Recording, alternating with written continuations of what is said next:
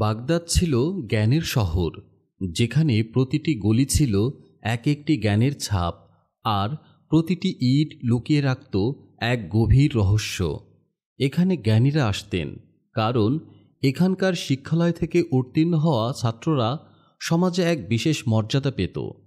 এই শহরেরই এক কোণে বাস করতেন প্রখ্যাত দার্শনিক ও বিচারক কাজী নোমান।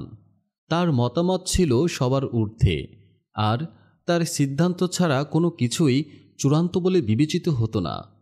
কাজী নোমানের একটি ছোট্ট শিক্ষালয় ছিল, যেখানে তার 4 জন শিষ্য প্রতিদিন জ্ঞান আর প্রজ্ঞা শিখতে আসত।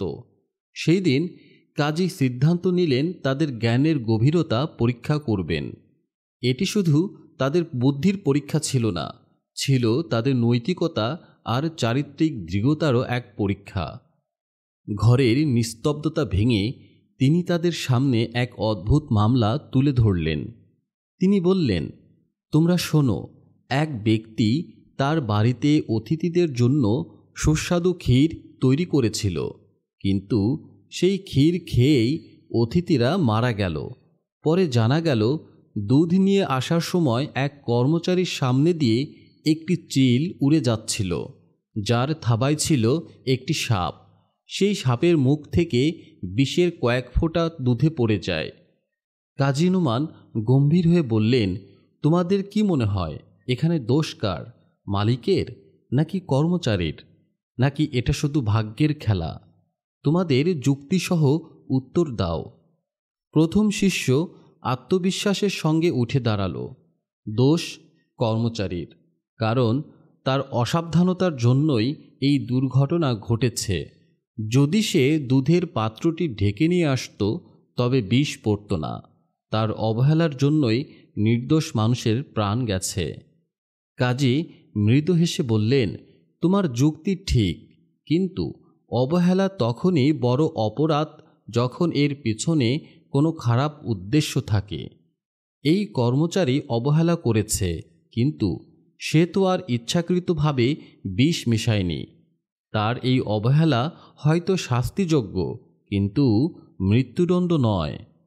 দ্বিতীয় শিষ্য এগিয়ে এসে বলল, আমার মতে মালিকই দায়ী। অতিথিদের আপ্যায়ন করার সময় তার আরও সতর্ক থাকা উচিত ছিল। তার নিজেরই খাবারটা চেখে দেখা উচিত ছিল। যদি সে এমনটা করত তাহলে এই মর্মান্তিক দুর্ঘটনা ঘটত না। কাজী বললেন, তোমার এই যুক্তিও যুক্তিসঙ্গত, কিন্তু মালিক কি বিষের উপস্থিতি অনুমান করতে পারত? তার উদ্দেশ্য তো অতিথিদের সেবা করা। উদ্দেশ্য আর সতর্কতার মধ্যে পার্থক্য আছে, তাই শুধু মালিককে দোষ দেওয়াও সঠিক নয়। তৃতীয় শিষ্য মাথা তুলে দৃঢ়কণ্ঠে বলল, এটি একটি প্রাকৃতিক দুর্ঘটনা, যার জন্য কাউকেই দোষারোপ করা ঠিক নয়। তাদের মৃত্যু ভাগ্যে লেখা ছিল, আর তাই এমনটাই ঘটেছে।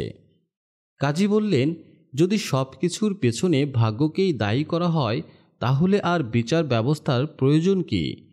তাহলে তো কোনো অপরাধের জন্যই কাউকে শাস্তি দেওয়া যায় না। এই যুক্তিও ন্যায় বিচারের নীতির সঙ্গে খাপ খায় না। কাজী এবার শেষ শিষ্যের দিকে তাকালেন।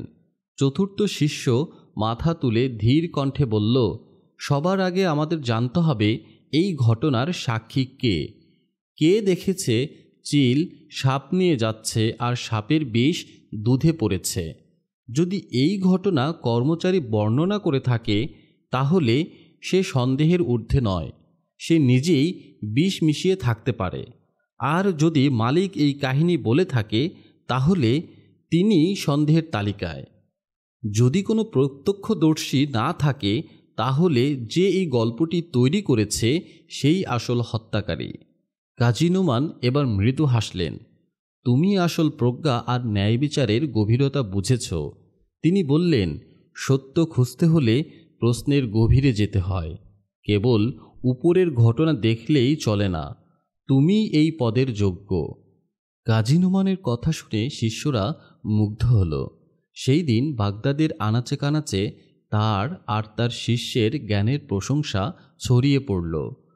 বহু বছর পর যখন কাজী নোমান অনেক বৃদ্ধ হলেন, তিনি তার যোগ্য শিষ্যকেই নিজের উত্তরসূরি হিসেবে মনোনীত করলেন, কারণ তিনি জানতেন সত্যিকারের বিচারক তিনিই হতে পারেন, যার হৃদয়ে থাকে আল্লাহর ভয়, মনে থাকে গভীর জ্ঞান আর সিদ্ধান্ত নেওয়ার থাকে তীক্ষ্ণ প্রজ্ঞা।